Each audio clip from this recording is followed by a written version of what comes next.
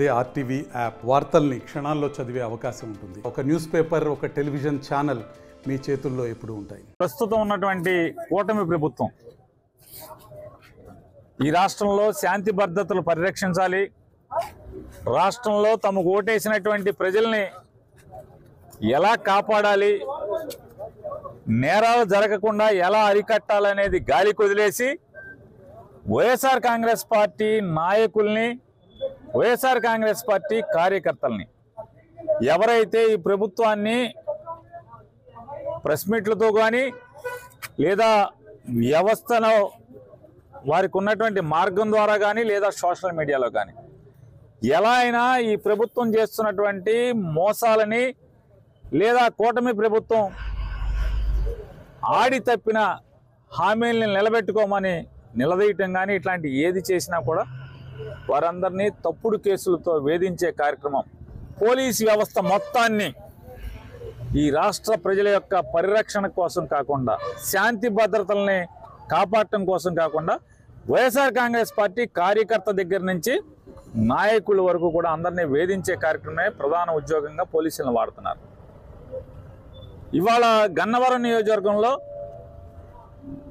2024 జనవరి మాసంలో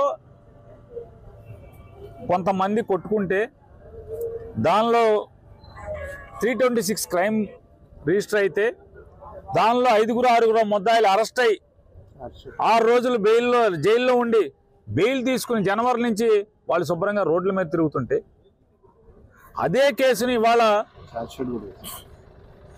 charge sheet వేసేసారు, complete final charge sheet వేశారు.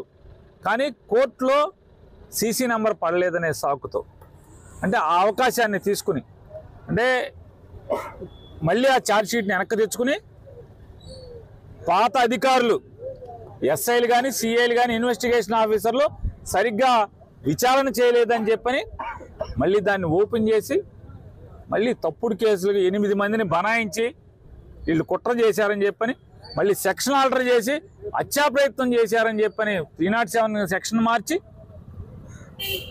వీళ్ళందరినీ కూడా వేధించటం, ధర్మంగా న్యాయం గెలుస్తున్నట్టుగా మ్యాజిస్ట్రేట్ గారు 307 సెక్షన్ తొలగించారు. కానీ బెయిల్ కోసం మూవ్ చేస్తే నల్ల కోటేసుకుని ధర్మంగా వ్యవహరించాల్సినటువంటి పబ్లిక్ ప్రాసిక్యూటర్ కూడా పచ్చ చొంకాల ఒత్తిడికి లొంగి నాకు బెయిల్ పిటిషను నాకు అందలేదు, నాకు ఖాళీ లేదు, ఇట్లాంటి కుంటి సాకులతో 2 రోజులు దేకిచ్చి మళ్ళీ ఏం చేస్తారు, పోలీస్ కస్టడీకి కావాలంటారు. ఏముంది ఇక్కడ పోలీస్ కస్టడీకి? విచారణ అయిపోయింది, రెండోసారి విచారణ చేసావు, మళ్ళీ 10 నెలలు సంవత్సరం తర్వాత 10 నెలల తర్వాత మళ్ళీ దొంగ ముద్దాయిలుగా దొంగలను పెట్టావు, దొంగలుగా దొంగతనంగా ముద్దాయిలను పెట్టావు, వాళ్ళు అమాయకులందరిని తీసుకొచ్చి ముద్దాయిలు చేస్తావు నువ్వు ఇవాళ. అంటే ఈ భారతదేశంలో అంబేద్కర్ గారు ఏదైతే ప్రజలకి స్వేచ్ఛా స్వాతంత్రాలు ఇచ్చాడో, హక్కులు ఇచ్చాడో, అన్నిటినీ కాలరాస్తూ తప్పుడు కేసులతో వేధించే పరిస్థితి.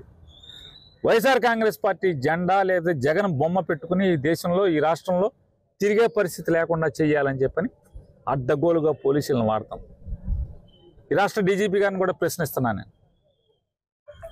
ఇవాళ మీరు ఇన్ని తప్పుడు కేసులు రీఇన్వెస్టిగేషన్ మళ్ళీ ఓపెన్ చేసి ముద్దాయిలుగా మీరు పెడుతున్నారు కదా, పాత ఎస్ఐల్ని కానీ పాత సిఐల్ని కానీ ఎవరినన్నా మీరు సస్పెండ్ చేశారా, రిమూవల్ ఫ్రమ్ జాబ్ తీశారా?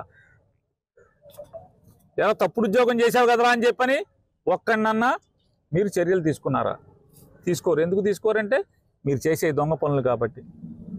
తీసుకుంటే చెప్పాలి కదా, మీ వ్యవస్థ తప్పుడు వ్యవస్థ అయిందని, మీ వ్యవస్థలోని కొంతమంది వ్యక్తులు తప్పుడుతనంగా ప్రవర్తించారన్నప్పుడు చర్యలు తీసుకోరా అని అడుగుతున్నాను.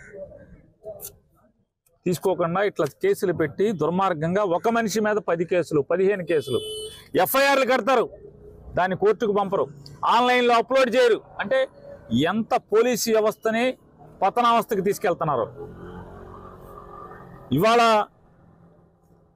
డీజీపీ గారు కానీ లేదా డిఐజీలు కానీ ఎస్పీలు కానీ ఈ రకమైనటువంటి లోపభూయిష్టంగా పోలీసు వ్యవస్థని అడ్డగోలుగా నడిపే పరిస్థితి వస్తే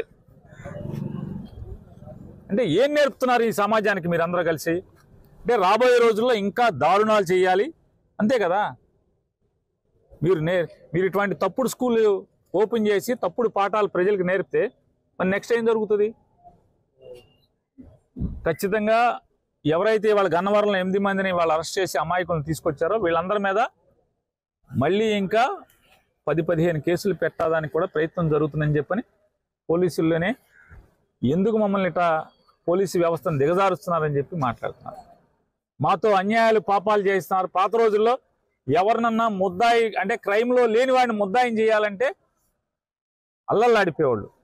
కాకి యూనిఫామ్ వేసుకుని పొరపాటును కూడా తప్పులు చేసేవాళ్ళు కాదు. కానీ ఇవాళ కాకి యూనిఫామ్ వేసుకుని పాపాలు తప్పులు చేసి తప్పుడు కేసులు కట్టే పరిస్థితుల్లో వ్యవస్థను నడపటం ఈ ప్రజాస్వామ్యానికే గొడ్డలు పెట్టింది. ఖచ్చితంగా ఇవాళ అంటున్నారు కదా, ఇవాళ మీరు కోర్టు క్రైమ్ సీసీ నంబర్ పడలేదు కోర్టులో అని చెప్పని మళ్ళీ ఛార్జ్షీట్ వెనక్కి తెచ్చుకుని మీరు చేస్తున్నారు కదా. భవిష్యత్తులో ఈ అధికారులందరూ ఎదుర్కొనాల్సిన పరిస్థితి ఖచ్చితంగా వస్తుంది. చంద్రబాబు ఎన్నాళ్ళు ఉంటాడు? ఎవరికి అధికారం శాశ్వతం కాదు. అధికారం అయిన తర్వాత కొత్త ప్రభుత్వం ఇంకో ప్రభుత్వం మారినప్పుడు ఖచ్చితంగా ఎవరైతే ఇవాళ తెలుగుదేశం పార్టీకి తొత్తులుగా మారి కాకి బట్టలతో పసుపు చొక్కా వేసుకున్నట్టుగా ఉద్యోగం చేస్తారో ఖచ్చితంగా మీరు బాధ్యత పడాల్సి వస్తుంది.